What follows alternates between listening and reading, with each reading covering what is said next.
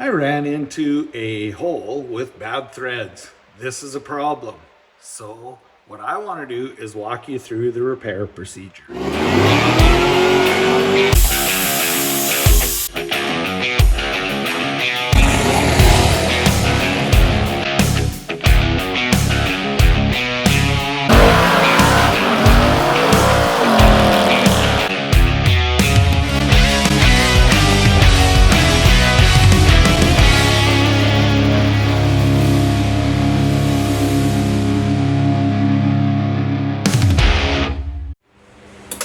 Thread repair kit usually comes with multiple parts to do the repair. In this case, we have the actual drill bit, which didn't come in this kit. So this is a 25/64. The thread we're repairing is a 3/8 by 16 or 3/8 UNC. The next thing that we have is the tap. So this is what is going to cut threads into the flywheel. And the next thing we have is the actual repair piece. It's a little coil, okay? And then we have the install tool. So this install tool just threads in to that thread repair, okay? Pretty simple, straightforward setup. When you do this repair, you want to make sure this is a pre-existing hole, the threads are stripped out. You want to make sure that you are very straight with your drill.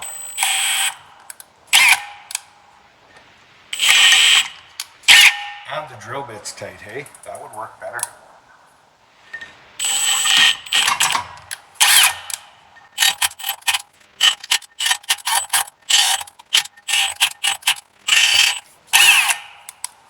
This can actually be very difficult sometimes, especially in steel. Cast iron, it goes in like butter. But steel, you can actually wreck a bit pretty easily doing it because it breaks the corners off. I'm trying not to take too much at a time, but that's what happens.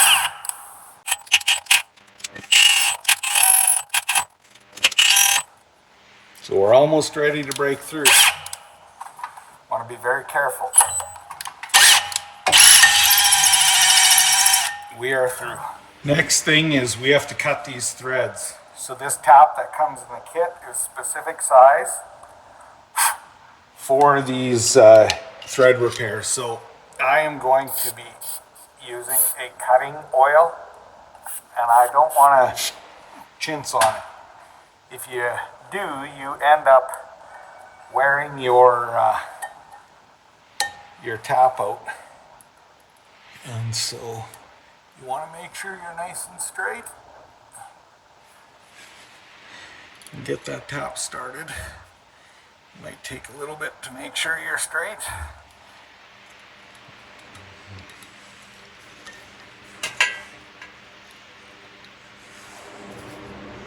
Once you're started, make sure you are straight. Take a look at it from every which way, and then be as focused as you can on being as straight as you can. And in the very beginning, it's going to wobble around, whatever. Just take your time. Don't be in a rush. If you're in a rush, you're going to end up replacing parts. So, very beginning is going. Now she's going. Feels good, not hard to do. If you're in it crooked, wobbled a little like I don't like. Okay, if you're in it crooked, now before you go in, if you're in it crooked, when you get in deep, it's going to suck.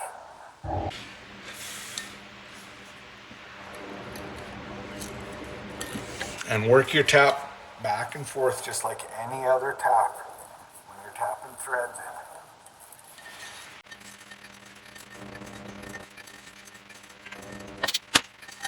The more lube you use, the better you're going to have going together. She's just going beautifully smooth, feels like glass. Now the threads in this are really deep in. They don't start at the beginning of the hole. So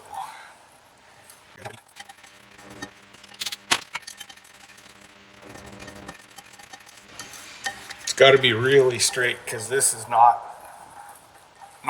getting harder at all. It's just beautiful, straight in.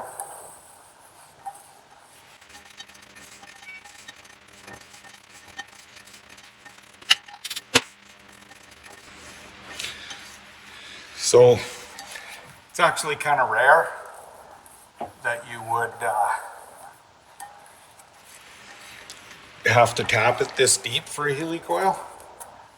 But because of what this is, the bolts go in really far.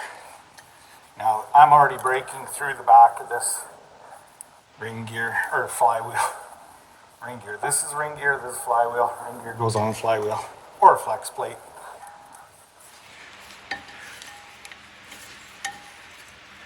So we are all the way through. So just back her out.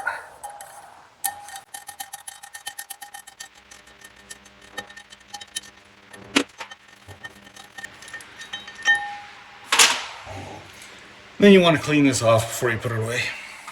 Next thing we want to do, make sure you got your eye protection on and everything, is you want to blow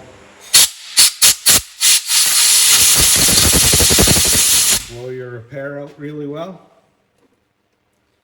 And then I have some brake cleaner here.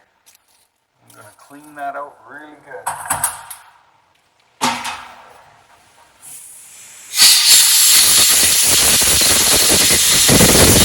So because this is so deep and there's a shoulder on the bolt and that the thread has to be deep, what I'm doing is I'm just taking a caliper. I don't even need to worry about the actual measurement of it. I'm just using it as a depth. Okay, and then what I want to do is put this on against here, and I'm going to put a mark on here to make sure that there is enough room for that shoulder of the bolt to go in and we don't have any issues. So a real quick measurement now, what I want to do is make sure this isn't going to be sticking out the backside, which this is so deep it won't be. And yeah, we have lots of depth there. So take a measure of where that starts. Get this and put a mark on it to make sure you are deep enough. So I've marked that with a white paint pen mark. I want to make sure that I at least have one of those, possibly both of those, under the surface of this so that I have enough room. And this tap handle does not come in the kit. These are pieces you buy with your tap and die sets, or you can buy them individually, but this install tool, this tool works on it as well. Same tool that I put the tap in, tap the hole with. And I just thread this in.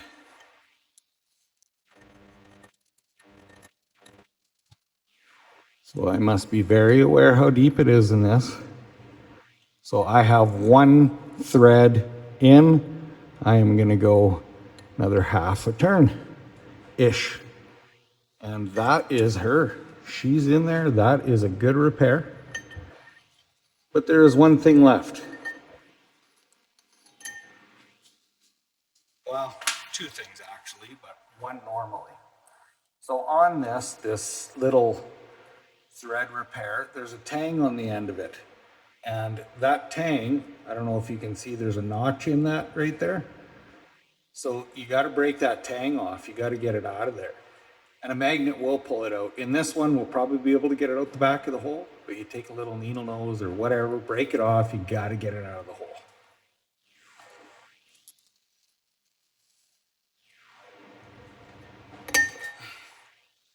So that's all she takes is a little rock back and forth, and that little tang is now out of there.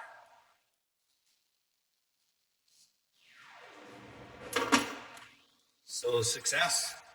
This normally gets a lock washer on and it bolts the pressure plate on here. So now I have a bolt that threads in and we can torque.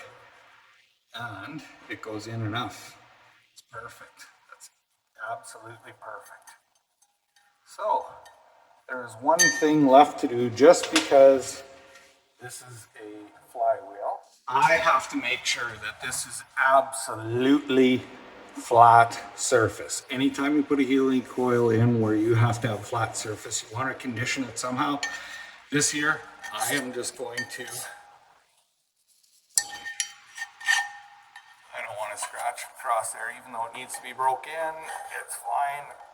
But I want to take and knock the top of that off.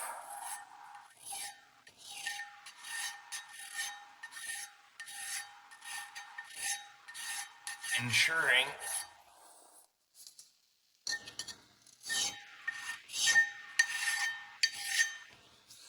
that the pressure plate will be flush. That's it. Thank you so much for watching.